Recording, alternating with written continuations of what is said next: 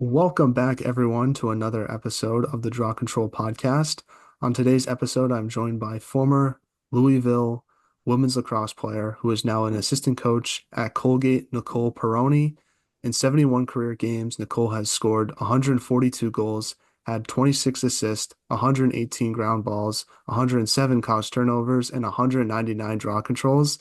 This allowed Nicole to be named to the All-ACC First Team, IWLCA Second Team, an All-American, and All-Region First Team as well. And Nicole earned a silver medal with Team Canada in the 2019 U19 World Cup and in the 2022 Senior World Cup. And we're both super excited to have her on the podcast today. So, Nicole, welcome to the Draw Control Pod, and how's everything going? Everything's great. Thanks for having me. Now, obviously, like we mentioned in the intro, this summer you were hired as an assistant coach for Colgate Women's Lacrosse. How did the hiring process work for that job, and what has that experience been like for you at Colgate so far?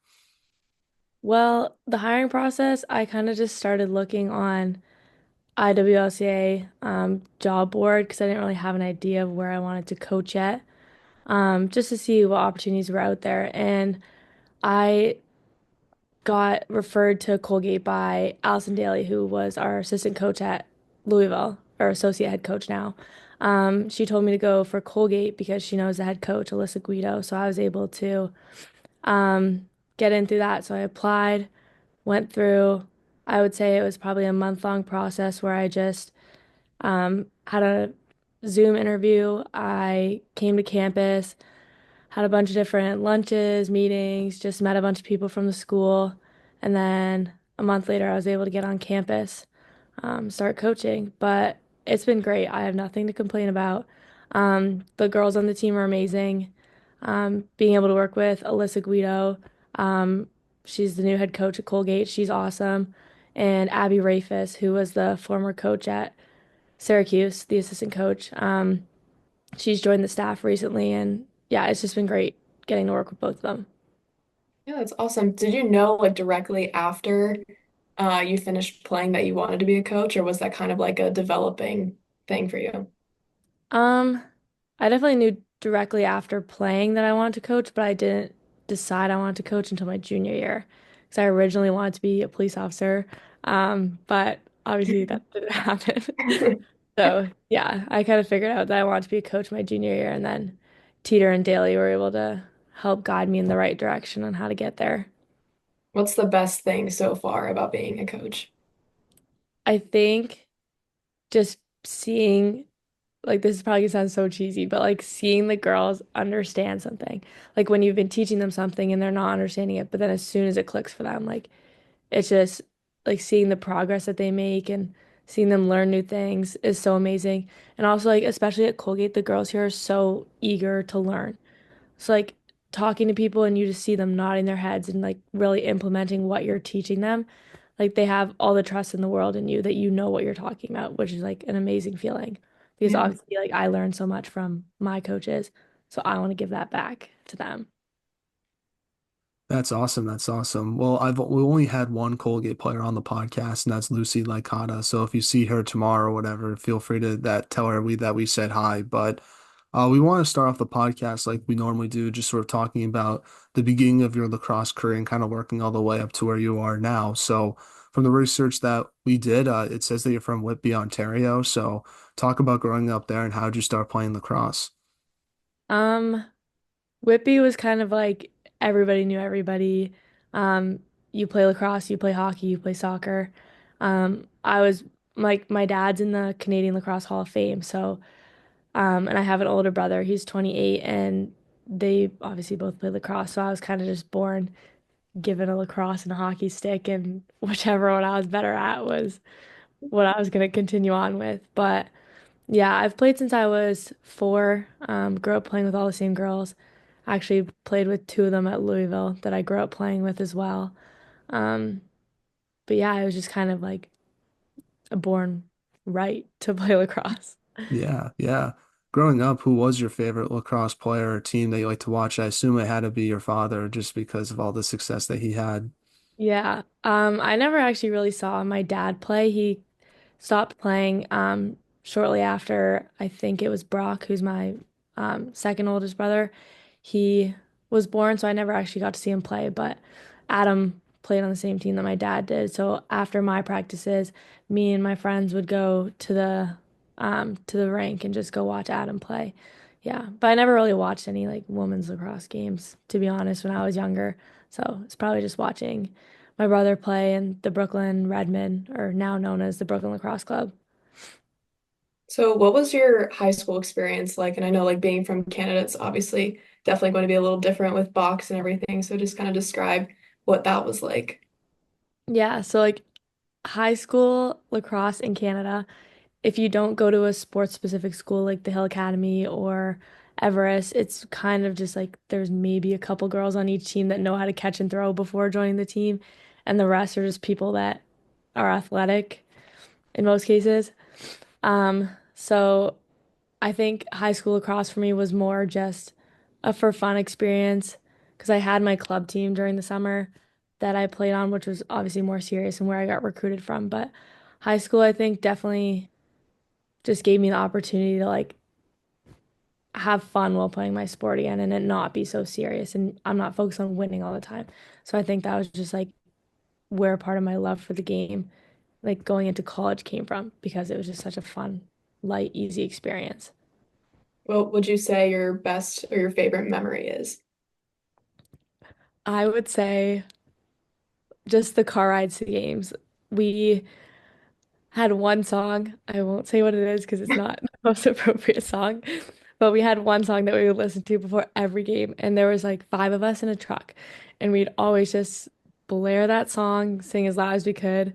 Like the drive to the field wasn't that long, but like you knew when we were pulling up because that song was playing, all the windows were down. It was just so fun. Now, also, you also won a silver medal for Team Canada in the U19 World Championships. I'm just curious, like, outside of playing high school lacrosse, what was it like getting the chance to represent your country and compete for a medal? And where do you keep that silver medal today, if you don't mind me asking? Yeah, it's definitely a surreal experience. Like when I went in tryouts for that, I was not expecting to make the team. I was just kind of doing it because all my friends were doing it. But I mean, getting to put on the jersey for Team Canada is unreal. Like you realize you're representing your country. You were chosen as one of the best lacrosse players in the country. And like it doesn't really hit you until the moment, like again, this is so cheesy, but like the moment you're standing up there with your team listening to the national anthem playing before games. Like it's really like an indescribable experience. It's amazing. And that medal, I have that jersey and the medal, or not the medal. I have that jersey framed. The medal's hanging in my room, and I've got my other two medals hung up on the side of it.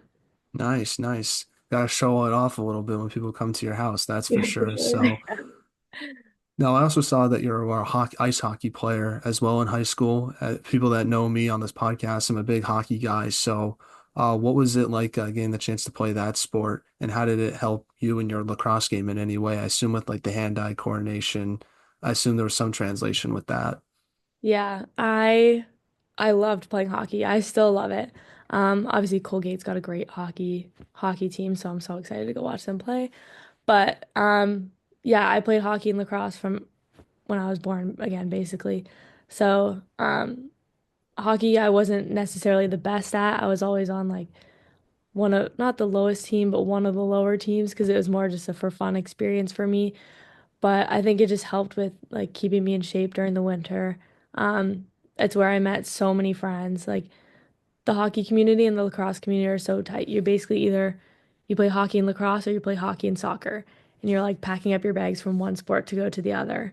Um, but I just like if I got the chance to do everything over again, I think there's a part of me that would definitely choose hockey instead of lacrosse and really put all my effort into that because I did love it so much.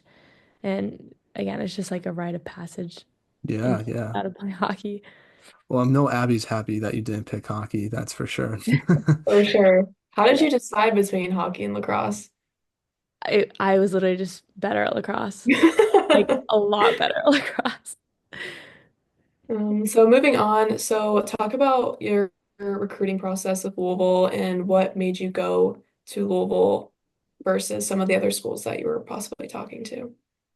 Yeah. Um, so originally I was committed to Canisius College with Scott Teeter, who is the head coach of Louisville now.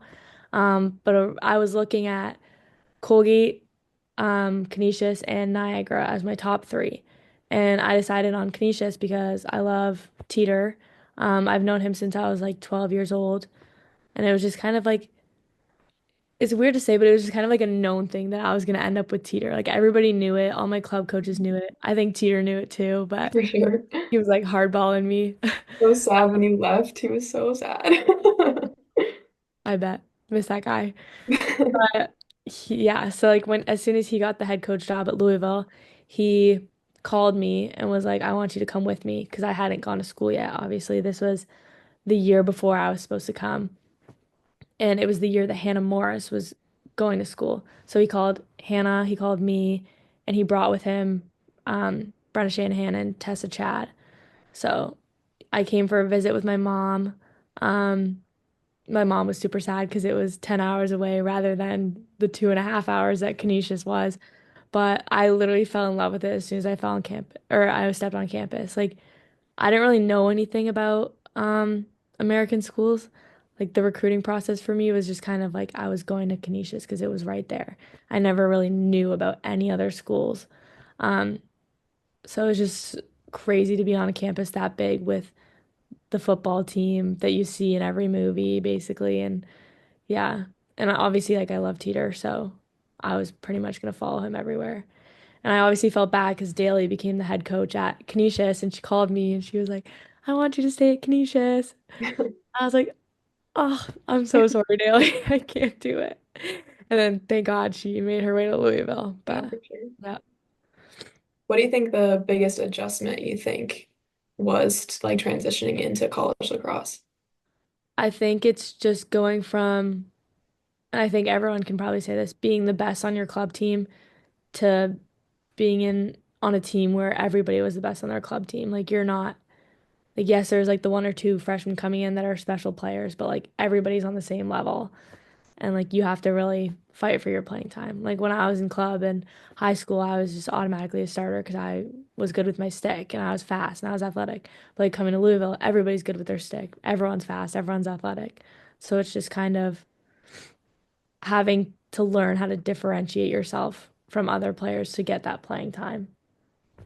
Now, obviously, your freshman season was a little bit interesting because a pandemic happened and it canceled the season in the middle of it. So I'm curious, like, how you handled that challenge of having your freshman year just cut short like that, and how did you deal with the uncertainty of not knowing when you were going to play games again?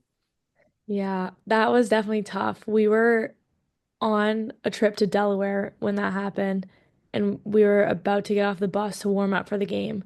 And Teeter was like, "Oh, season's canceled, girls. 9 girls on Delaware have COVID. We have to go home."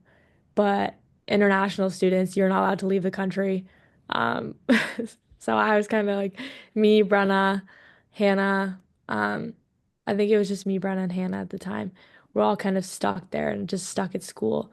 And it was tough because like I was on the phone with my parents a lot and they were just really concerned because they obviously couldn't come into the States to see what was happening and they just had to trust what they were hearing from me and hearing on the news. Um, so I had to go home and just kind of sit there, not knowing when I got to even go back to Canada. But luckily, Teeter called us 2 days later and was like, if you want to go home, do it right now. Otherwise, you're not going to be allowed to leave the country. And Brenna's boyfriend was visiting at the time. So he quickly drove us home. My mom met me. Yeah, but it was definitely like a scary time. All I remember was it that I want to say January. I was talking to Yoshi, who was our trainer at the time, and I was like, "Oh, did you see this like crazy Instagram post? Like 1 million people have this new coronavirus, whatever this is, in um I think it was China." Yeah. Um, and he was like, "No, that's not real." And then 2 months later, he's like, "Oh, we have to go home because of this coronavirus." And I just think that's always so funny. But it was definitely a really tough time because like you don't know if you're coming back to school the next year. I didn't even know if I was gonna be allowed back in the States. Um, But when I did get to come back, I had to quarantine for a very long time, which sucked because all the Americans didn't have to do that. Um, but yeah, the uncertainty was definitely tough, but I'm just glad that we were able to get back to lacrosse as soon as we were. Yeah, I remember I was in high school when that happened, and I just never forget this teacher I had was like, "It's fine. It's only gonna be 2 weeks, and we'll be back in school." And then like it was April, and like this whole school year was basically shut down at that point. So there was a lot of people that were thinking that way, back then, just thinking about it right now. Hmm. Yeah, for sure. It's definitely everyone was super excited and then it was slipped away from you. So obviously Louisville is in the ACC. So what's it like, or what was it like playing in the ACC and just facing that competition?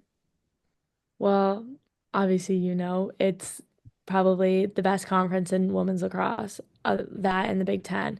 Um, it's honestly a super cool experience because you get to play against the best players in college lacrosse and like meet all these people and like you watch them on TV and you see like all the girls from BC, all the girls from Syracuse, all the girls from North Carolina, whatever it is. You see them on TV and you hear them or see them on Instagram and everything. But then when you get to play against them, you actually realize how talented these people are. And then it kind of hits you that you are on the same level as them. Like I feel like you underestimate your talent going in, especially when you're at like one of the, I wouldn't say lower end, but like the not as well known ACC lacrosse teams like Virginia Tech, Louisville, Pitt, one of those teams, you finally recognize that like you're on the same level as these girls playing at Boston College, UNC, Syracuse, like, and it's just it really it really elevates your game to a different level when like you're able to give yourself that confidence that you're the same as these girls. But playing the ACC is um, definitely an amazing experience. I always think about like what I would have done if I went to Canisius and played in the MAC and just thinking of like the different level of competition. Like I would not have been the lacrosse player I am today if I stayed in the MAC. But yeah, it's just insane playing in the ACC. Definitely tough, tough as things. Yeah. So between your senior and grad year, you won your first ACC playoff game against Virginia Tech. So kind of describe what improvements the team made and as well as like just describe like the moment of when you won the ACC game. I think that the thing that changed with our team was the culture. I think we just had such a good year. It was so fun. Um, I think in the past, our team has definitely had some struggles with like hierarchy and people being power hungry and selfish. And I think last year, our team was like really just one cohesive unit. And I think you can attest to this that like it was just a really fun year for everybody. Yeah, Um, for sure. I think the fact that like we didn't have a winning record, but like we also weren't losing games by a ton. It's like we had that confidence that we were able to make it into these games and make it to the tournament. And I think especially our win over Clemson just kind of solidified in all our heads like we can actually win stuff. Like just because we're playing against the best teams like doesn't mean that we have to lose. So I think just like the mindset of all the players and honestly all the talks with Lindsay that we had, who's like our sports psychologist. Um, I think she really helped me especially, but just like being given that opportunity to talk to the team about like um just like mental toughness and how to go into games with mindsets of winning rather than just being like, oh, it's another ACC game. We're obviously going to lose because we're Louisville. But I think, yeah, it was definitely the mindset of the players that helped us win that game. And like the feeling after we won that game, even though it was just the buy-in game into the ACC tournament, was amazing. That was the first ACC tournament game that I'm pretty sure Teeter's ever won. Obviously I've ever won, but it was just so fun. Like the game was tight the whole time, which is those are the most fun games to play. But yeah, it was just, and I like looked at my mom after, and I just know the last time I was at Virginia Tech, I was in the stands because I got a red card at the game before. So it was nice to just go back, be able to play, win that game, and yeah, that was an amazing feeling because I looked in the stands, like I saw my parents, and I know I had a really good game that game. My mom was crying in the stands because she was just so proud of me. But yeah, just an amazing feeling. And obviously, you know how it was. For sure, yeah. I have to ask you, what was it like being like a grad student on the team and that leadership that you try to bring to Louisville, especially Abby as a freshman and you as a grad student? What was that dynamic like? Was Abby like a tough freshman to deal with, I would imagine, like something like that? Oh yeah, Careful now. Abby was the worst. Always getting in trouble. No, it was like I would say when I was a freshman coming in, our seniors scared me so much. I didn't speak to them. I didn't acknowledge them because I was like just terrified. But I think that was one of our goals is like my class and our senior class especially wanted to make it like a super welcoming environment for everybody. And Abby, like I hope you felt this, but like we wanted to be friends with all of you guys. Like we wanted our team to be a cohesive unit and not be like these are the grad students, these are the seniors, like freshmen stay in your lane. Like I that's what we tried to do. And I think I tried to step up and be a leader. I know my senior year, I was a leader more in the way of leading by example, like always working hard in practice, just through the way I played. But my grad year, I really tried to step up and lead on the field with my voice and in the locker room and wherever it was, and just kind of reminding people like why they were there, that everybody on the team has a role. And obviously, like I was a starter, so it's tough for me to sit there and be like, everybody has a role. Like even if you're on the sidelines, you're important. But I mean, it's true.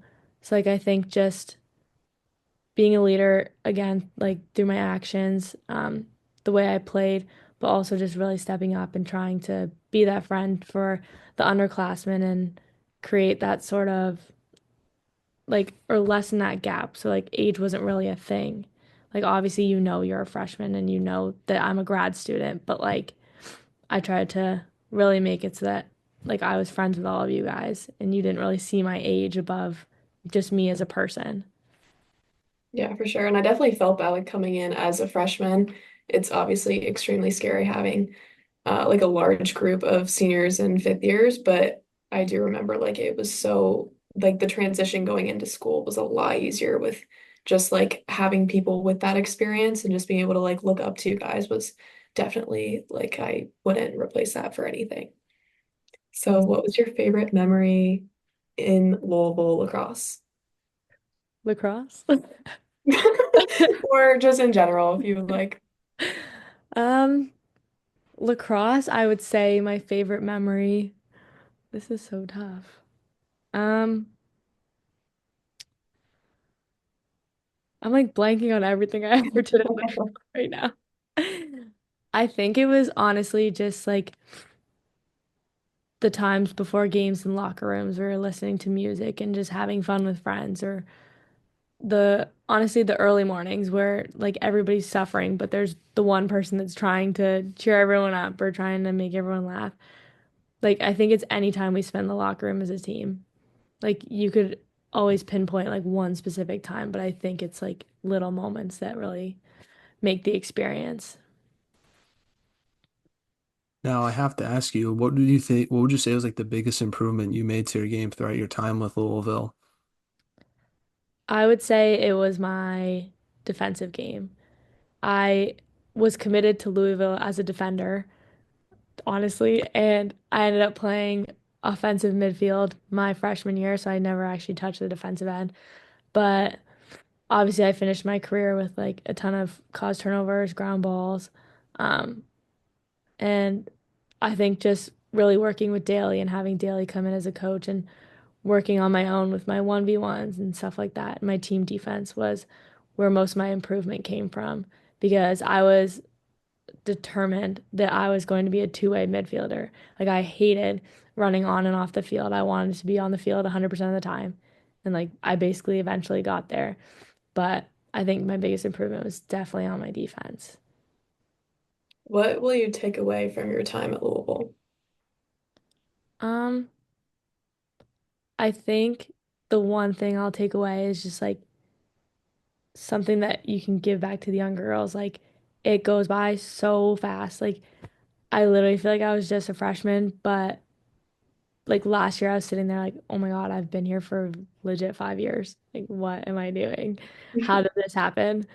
But I think just like the biggest thing I'll take away is like I have all my friends from there, the life experiences I got, like you'll never live in that college community again. Like you'll never be back in the retreat after just living a college life. And I think it's not the lacrosse from Louisville that's gonna stick with me. It's gonna be like some of my best friends, like Maddie, Sarah, Liv, Ashley, all you guys.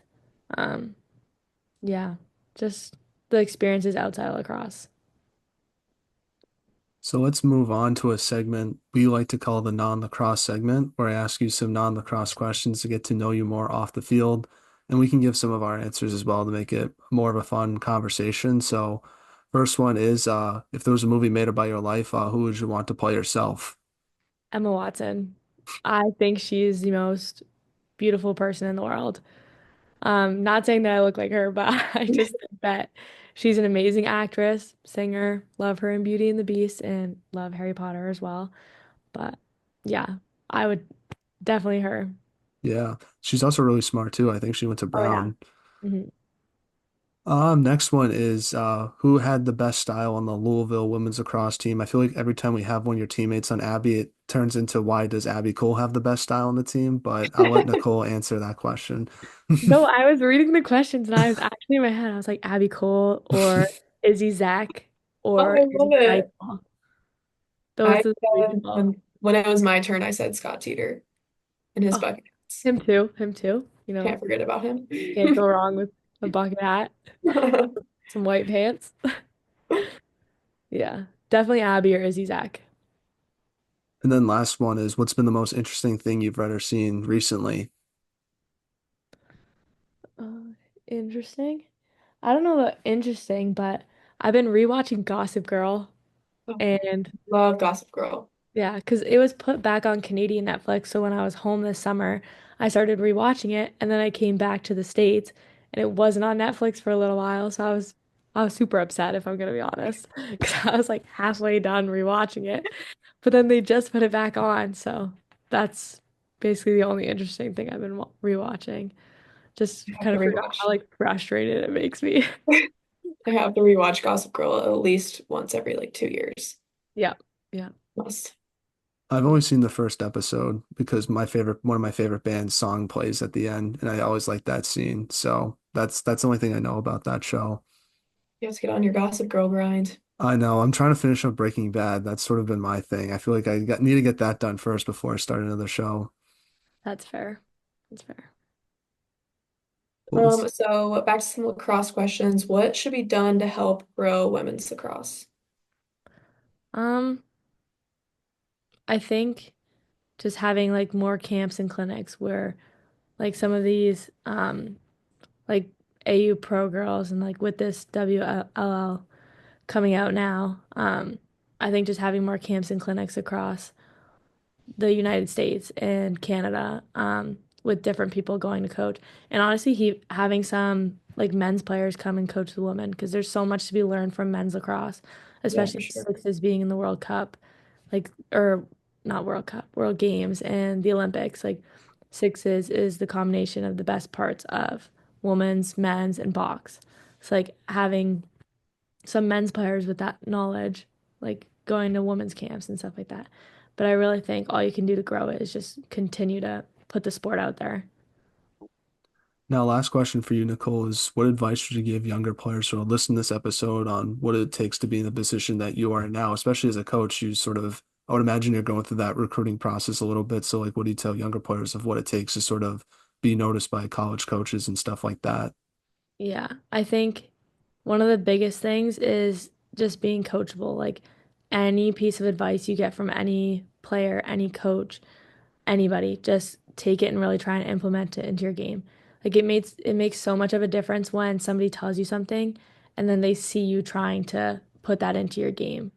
So I think just really working on any piece of advice anyone gives you and doing the extra work, like whether it's wall for 10 minutes a day, going on a run, um, anything to put yourself a little bit above that next girl. Because obviously you can be you can be an okay player and you can go to an okay school, but if you want to play at that high level, like Louisville, you've got to be doing the extra work and you've got to be putting yourself out there, contacting coaches, going to different camps, stuff like that. But I think being coachable is the number one thing because nobody wants a kid at their school who they can't coach. Now, last question, I guess, or last thing we always do is do you have any shout outs you want to give to your former teammates, current players in your Colgate team, or just anyone in particular, family members, friends, and who should we have on the podcast next? Um, on the podcast, I was gonna say Maddie McKee, but she just would not, just not be the best. Awesome. Pardon? She'd be awesome. I know, that'd be so funny. Um, I think there's definitely a couple good Colgate players that would be good on the podcast. Meg Cole would be a great one. Um, maybe Nell Niffen. Literally anybody on the Colgate team would be amazing. Or Maddie McKee if you want some entertainment. Abby can convince her to come on if she wants to, so I'll let her handle that. I'll get on it. Yeah. Well, Nicole, I just want to say on the behalf of the podcast, thank you so much for coming on. We really appreciate your time. It means a lot to myself and Abby, and wishing you all the best for your time with Colgate and any other future endeavors you might have. And it was awesome seeing the success you had on the field, and it's just great to see that you're continuing that success after college. And just thank you so much for coming on. I really appreciate it. Yeah. Thank you so much for having me. This was so fun.